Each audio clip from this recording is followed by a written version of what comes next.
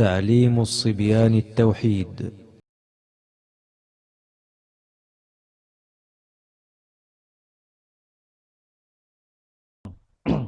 Bismillah, alhamdulillah, wassalatu wassalamu ala ashrafil anbiya'i wal mursalin wa ala alihi wa sahbihi ajma'in.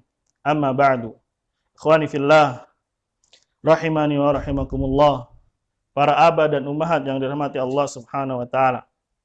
Setelah pembahasan yang lalu atau video yang lalu, kita membahas muqaddimah, kemudian kita bahas daftar isi. Sekarang mu'allif rahimahullah, yaitu Syekh Muhammad bin Abdul Wahhab rahimahullah, ingin menjelaskan kepada kita secara rincian dari 3 asas atau 3 dasar pondasi yang wajib atas seorang manusia untuk mengetahuinya. Kenapa kita wajib mengetahuinya? Karena ini adalah asas. Ini adalah pondasi yang akan terbangun di atasnya seluruh perkara agama. Pondasi tersebut adalah mengetahui Rabb-nya, mengetahui agamanya, kemudian mengetahui nabinya. Di sini insyaallah pada pertemuan kali ini kita akan bahas secara rinci tentang pondasi yang pertama.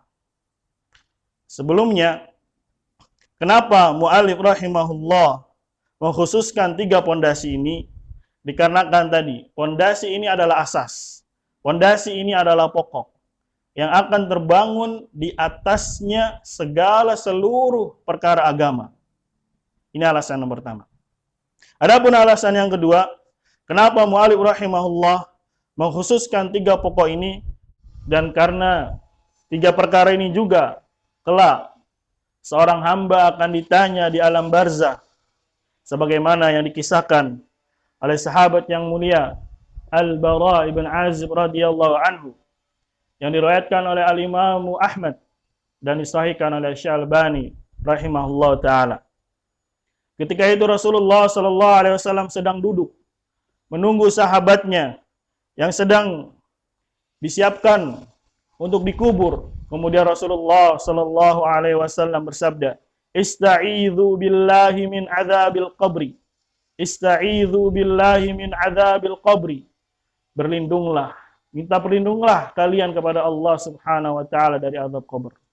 Kemudian Rasulullah sallallahu alaihi wasallam menggambarkan 2 kelompok. Ketika mereka telah dikuburkan, adapun kelompok yang pertama, yaitu orang yang beriman kepada Allah Subhanahu wa taala, iman yang benar berdasarkan Al-Qur'an dan Sunnah. Ketika dia diletakkan di kuburnya, maka datanglah 2 orang malaikat menundukkannya. Kemudian bertanya kepada dia 3 perkara. Tentang Rabb-nya, tentang agamanya, dan tentang nabinya.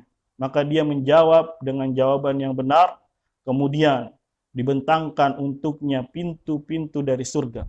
Ditampakkan tempat dia di surga. Dan datang kepada dia aroma surga. Kemudian hamba tersebut berkata, "Ya Rabbi, aqimis sa'ah." Wahai Rabbku, segerakanlah hari berbangkit. Karena dia ingin sekali, rindu sekali untuk masuk ke surganya Allah Subhanahu wa taala. Adapun orang yang kedua, kelompok yang kedua, orang yang kafir, orang yang murtad, yang ragu akan keberadaannya Allah Subhanahu wa taala, yang hanya mengucapkan dengan lisannya tapi hatinya dia tidak tanamkan keimanan kepada Allah Subhanahu wa taala. Ketika ditanya tentang 3 perkara, mereka hanya mengatakan la adri, aku tidak tahu. Sami'tun nasa yaquluna syai'an faqultu. Aku hanya mendengar manusia berkata seperti ini, aku kemudian mengikutinya. Ikhwani fillah, jika kita mengetahui pondasi ini sangat penting, maka tidak hanya cukup untuk kita ucapkan, tapi perlu juga kita pelajari, kita yakini, kita imani, kita tanamkan dalam-dalam di hati kita, dan juga kita mengamalkannya. Sehingga apa yang ada di dunia kita yakini, kita imani, itu akan membantu kita kelak di alam barzah. Sebagaimana Allah Subhanahu wa taala berfirman, "Yutsabbitullahu alladhina amanu bil qawli tsabiti fil hayatid dunya wa fil akhirah." Allah Subhanahu wa taala mengokohkan orang-orang yang beriman dengan ucapan yang kokoh, bisa menjawab, kokoh ucapannya, tidak hanya sekedar mengatakan ha ha la adri fil hayatid dunya wa fil akhirah, baik di kehidupan dunia maupun di akhiratnya, yaitu di alam barzah. Ikhwani fillah, untuk itu di sini mu'alif rahimahullah akan membahas satu persatu, dimulai dari pondasi yang pertama. Kita baca langsung ke matanya, redaksinya. Man rabbuka. Perhatikan, man rabbuka. Siapakah Rabbmu? Rabbi Allah. Rabbku adalah Allah Subhanahu wa taala. Dan pertanyaan ini, man rabbuka, akan datang menghampiri siapapun, baik di kehidupan dunia maupun akhirat. Terlebih lagi kita siapkan bekal untuk anak-anak kita. Kita tanamkan kepada mereka akidah yang benar tentang siapa Rabbnya. Tentunya sesuai dengan kapasitas, tentunya sesuai dengan kemampuan sang anak. Ketika dia mulai bisa berbicara dengan lancar, dengan fasih, maka kita talqin kepada dia. Kita ajarkan kepada anak, man rabbuka? Rabbi Allah. Siapa Rabbmu? Maka jawablah, Rabbku adalah Allah Subhanahu wa taala. Kemudian ketika dia mulai meningkat dewasa, meningkat umurnya, meningkat akalnya, di sini pun mu'alif rahimahullah mengajarkan kepada kita, yaitu tentang dalil akal atau dalil yang ada di sekitar kita, yang menunjukkan bahwasanya Allah Subhanahu wa taala adalah Rabb kita. Mu'alif rahimahullah mengatakan, alladzi rabbani wa rabba jami'al alamin bi ni'matihi. Ini disebut dengan dalil akli atau dalil yang ada di sekitar kita. Mu'alif mengatakan, dialah Allah Subhanahu wa taala yang telah memeliharaku dan memelihara seluruh alam dengan segala nikmatnya. Maka bisa di sini kita ajarkan, kita pahamkan kepada anak setiap yang ada di lingkungan kita. Allah Subhanahu wa taala yang telah memelihara kita. Dari alam rahim, Allah Subhanahu wa taala membentuk kita. Kemudian Allah Subhanahu wa taala mengeluarkan kita di alam dunia.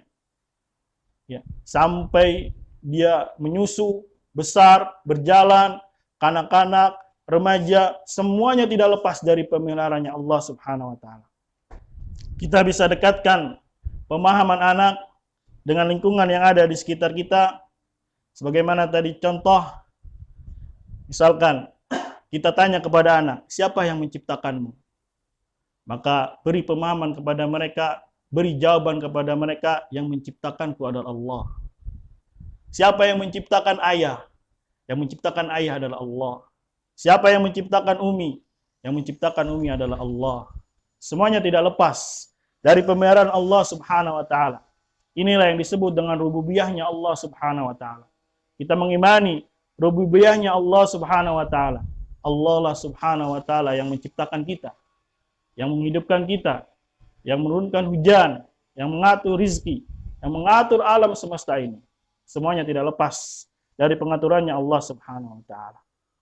Atau juga di sini diberi contoh oleh mu'alif, wa rabba jami'al alamin bi ni'matihi, dan yang telah memelihara seluruh alam semesta dengan nikmatnya.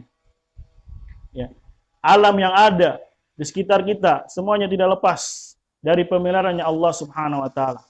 Baik makhluk yang ada di atas maupun yang di bawah, yang di darat maupun yang di laut, yang nampak maupun yang tidak nampak. Ini bisa kita berikan ajaran kepada anak-anak tentang perkara yang seperti ini. Misalkan kita ajak mereka bermain, kemudian mereka melihat sesuatu yang menakjubkan, maka ajarkan kepada mereka, siapa yang menciptakan ini semua? Siapa yang telah mengatur ini semua? Maka jawabannya kita kuatkan kepada mereka, jawabannya adalah apa? Allah Subhanahu wa taala. Agar tertanam di benak mereka, di hati mereka, bahwasanya Allah Subhanahu wa taala adalah Rabb mereka.